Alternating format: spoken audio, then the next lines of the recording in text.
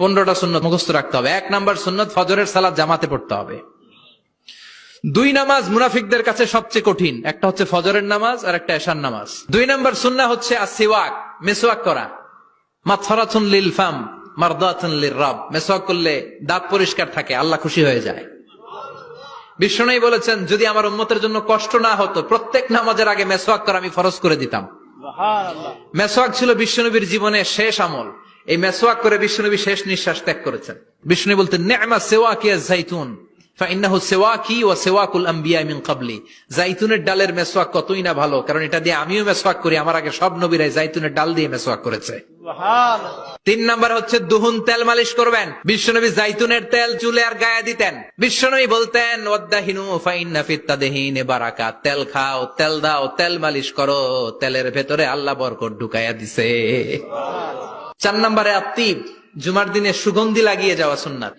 বিশ্বনবী বলতেন এই দুনিয়ার 3টা জিনিস আমার কাছে সবচাইতে প্রিয়, হুব্বিবা ইলাইয়া মিন দুনিয়াকুম সালাস। 1 হচ্ছে আন-নিসা, নারীদেরকে আমি পছন্দ করি। 2 হচ্ছে আত্তিব, সুগন্ধি লাগাতে আমি পছন্দ করি। বিশ্বনবীর কেউ সুগন্ধি হাদিয়া দিছে, বিশ্বনবী নেয় নাই, এরকম কোন ঘটনা ঘটে নাই। আল্লাহু আকবার। আবার বিশ্বনবী বলতেন আরবাউন মিন সুনানিল মুরসালিন, 4টা সুন্নাত সব নবীদের সুন্নাত। 1 নম্বরে আল হায়া মানে লজ্জা। আরেক বর্ণনা এসেছে আল খিতান মানে সুন্নাতে খাতনা, এটা সব নবীদের ছিল। আর সেওয়াক, সব নবীরা মেসওয়াক করেছেন। আত্তিব, সব নবীরা আতর লাগিয়েছেন। আর নিকাহ, সব নবীরা বিয়েও করেছেন। চিল্লায় পড়েন আল্লাহু আকবার। আর লিবাস আহসানা সিয়াব, সুন্দর জামা পড়া। নট নেসেসারি যে নতুন জামা হতে হবে, পুরাতন জামাও ধুয়ে আয়রন করে পড়লে একটা সৌন্দর্য আছে না নাই? ইন্নাল্লাহা জামিল ওয়া ইউহিব্বুল জামাল, আল্লাহ নিজে সুন্দর, সৌন্দর্যকে আল্লাহ পছন্দ করেন। এরপরে ইকসারুস সালাহ আলান নবী, বিশ্বনবীর উপর বেশি বেশি দুরূদ পড়া। বিশ্বনবী বলতেন জুমার দিন শ্রেষ্ঠ দিন, এই দিন আমার উপর বেশি বেশি দুরূদ পড়ো। ফাইন্না সালাতাকুম মা'রুদাতুন আলাইয়া, কেননা তোমরা যে আমার উপর দুরূদ পড়ো, আমি মরে যাওয়ার পরে এই দুরূদ গুলো কে পাঠিয়েছে তার নাম, তার বাবার নাম সহ ফেরেশতারা আমার কবরে দিয়ে আসে। সুবহানাল্লাহ। সাহাবারা বললেন ইয়া রাসূলুল্লাহ কাইফা সালাতুনা মা'রুদাতুন আলাইক, আপনি মরে যাওয়ার পরে আমাদের দুরূদ কেমন করে আপনি দেখবেন? ওয়াকাদ আরিমতা, আপনি তো পচে গলে মাটির সাথে মিশে যাবেন। বিশ্বনবী বলেন ইন্নাল্লাহা হাররামা আলাল আরদি আন তাকুলা আজসাদাল আম্বিয়া, নবীদের লাশকে খেয়ে ফেলা, নবীদের লাশকে পচিয়ে ফেলা জমিনের সব মাটির জন্য আল্লাহ হারাম করে দিয়েছে। এরপরে বিশ্বনবী বলতেন জুমার দিনে সূরাতুল কাহাফ পড়বা, কাহাফ পড়া সুন্নাহ। বিশ্বনবী বললেন সূরাতুল কাহাফ যে তেলাওয়াত করবে ইয়াকুনু লাহু নূর, এই সূরাতুল কাহাফ কিয়ামতের দিন তার সামনে বিশাল একটা আলো হয়ে আসবে। এই আলো দিয়ে পুলসিরাত পার হয়ে ওই বান্দা জান্নাতের ভেতরে ঢুকে যাবে।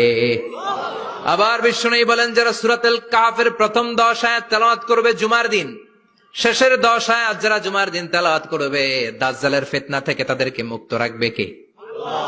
এরপর আত-তাবকির ইলাল মসজিদ, মসজিদে আগে আগে যাওয়া সুন্নাত। আগে যিনি যাবে উনি কি পাবে?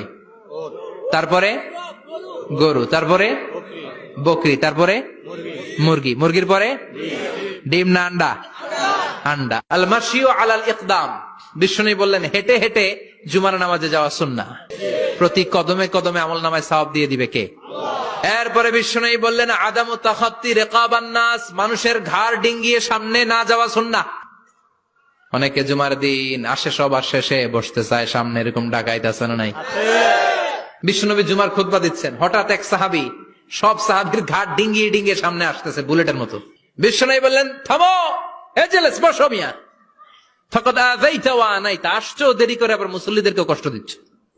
যেখানে জায়গা পাবেন ওইখানে বসবেন, মানুষের ঘাট ডিঙ্গিয়ে সামনের কাতারে যাওয়া এটা ঠিক না।